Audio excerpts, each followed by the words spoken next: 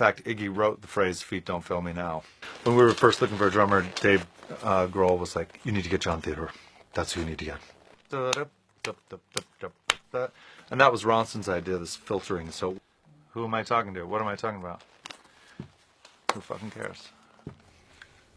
That's the longest intro you ever had in the band history for a record.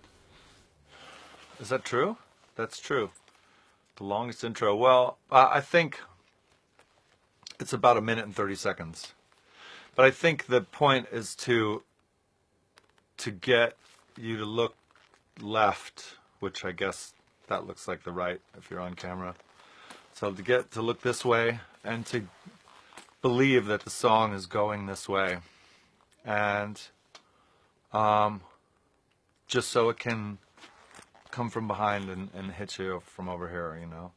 I think the whole point of a rug pull is to really get you to stand on the rug before you pull it away, and get you comfortable so you really have no idea.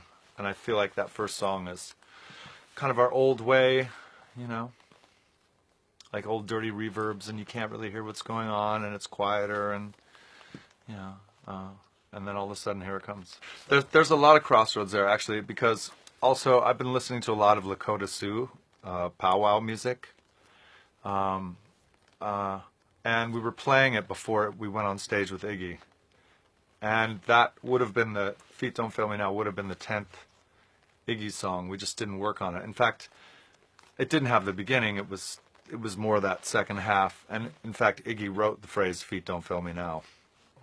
And so it was, I wanted to leave our old way behind. I was listening to all this powwow music, and all this converged at once. There's this big transitional moment. So it felt like just throwing the old way away. Because I don't think, I'm not very good at going back, you know. I've never been so good at that. How important is that for you on the song and on the record to be able to dance to it? Well, I mean, I've known you for many years. The people don't know that, but I've known you for many, many years. And I always felt like there was a groove. And I suppose in a certain way, I don't understand why the danceability has left rock and roll music. I don't get it. I know, and you know, I think if I had said the word dance on the last record, it probably wouldn't have worked as much. But I'm just feeling very footloose and fancy free right now, you know. And so, and I want, you know, there was one time when we were playing, and I could tell in the front row that there was this couple and they were doing it, you know. I could just tell, and I thought, this is the single greatest thing I've ever seen, because I'm just watching. And at first I was like, I should probably look away, and I was like, well, I can't really look away. And I thought, we're doing that to them while they do that to each other, and someone's got to do that as much as they can. And I thought, anything that replicates that positive, that addiction to friction, you know. And I just reckon that music that dances replicates that the best. In the way you used to do, there's these claps that are running through it. And I just had this clap sound that I really liked. So we put it into a trigger, and it's on a pedal, and John played it through the whole take. So it's not an overdub. That clap that's him playing live all the time. Live with the clap running through while he's playing everything else. It's not a click track. It's a played track, so it's not on a click. You know, nothing is on a click. You know, everything's just played.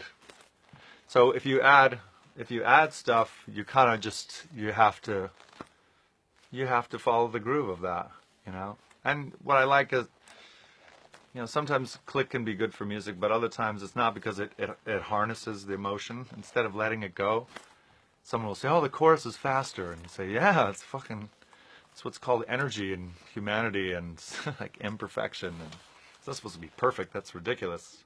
Why is it supposed to be perfect? Who am I talking to? What am I talking about? Who fucking cares? Who is screaming at the end of that song? Oh, Mikey is. Yeah, Mikey is. Yeah. Of your band? Yeah, Mikey's got an incredible scream. Mikey has it's a blood-curdling scream.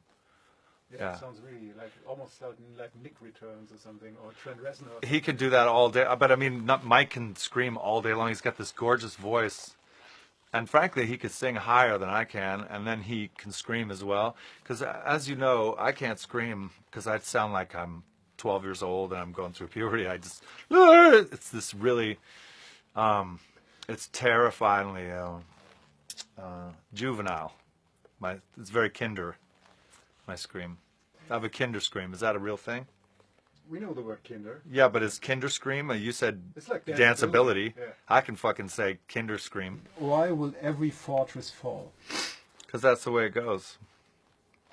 The good times don't ever last, and they're replaced by neutral times, and then the bad times come, and that's just the way it is. Why does everybody build a fortress then? Well, you know, I mean, I guess for me, it's my way of saying that no matter, you know, safety's an illusion that you tell yourself.